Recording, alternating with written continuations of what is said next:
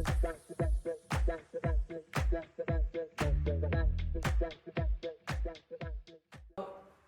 kind of focus that you can have, that it's something that your students will be doing the whole year. So a common one for people in ELA is key ideas and details, because it's a place that I've heard that Yes. students normally have deficits in, or they can improve a lot in. And that there's really observable criteria in key ideas and details that teachers can attach to at every grade level, right? Being able to retell a story or to summarize a story can happen at kindergarten, it can happen at 3rd grade, it can happen at 5th grade. Right, so we're wanting to stay within our content area, ELA, mathematics being separate, correct? Yes, and if you don't have 2 teachers in the same content area, one thing that I've done is worked with teams who have decided to bundle some content areas that have a common ability to have kind of an academic focus, such as math and science. We can focus on interpreting data. Sure. Or ELA and social studies, because we can focus on claim, evidence, reasoning, writing. Gotcha. Okay? Yep. So it really is open to what the focus area that you think is going to benefit your students, that you think will be observable over the course of these 3 trials, and that you're likely to see a difference from trial to trial on your students, a positive shift. Likely to see, it's observable. This is going to require you to do a bunch of talking. Our next step is for you to think about that common academic focus.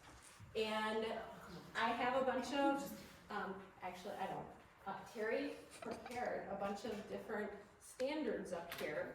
So if you want to look at the ELA anchor standards or the math practice standards, those are a great place to find those big overarching focuses that you would be likely doing many things over the course of the year attached to that.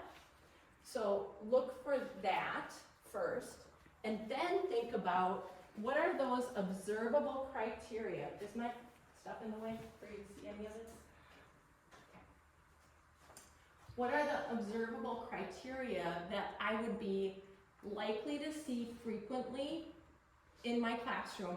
I may have to design some activities for my students to do to make sure that I can see these things. Like it might be an adjustment to an assignment to make sure I can see that they're discerning a pattern or a structure. So I might have to make some adjustments to make sure that these things are observable over the course of the entire year. You might feel like you don't have enough information right now, but I'm just going to let you struggle with it for a moment, because that's usually how you build your understanding, is that initial struggle, and then the questions that you have during that struggle help me help you further. Literacy standards, that covers all of us. It doesn't have to be necessarily the ELA standards or whatever. We can look at, and that's breaking apart like the idea that our students can gain knowledge from the internet or wherever they're researching and be able to make sure that it's credible information. I mean, that's pretty important when, whether it's you or whether it's us. So do we want to go with literacy?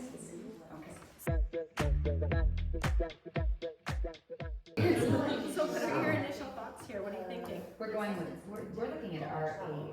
We find that to be the most difficult across, But most inclusive absolutely. standards. Yes.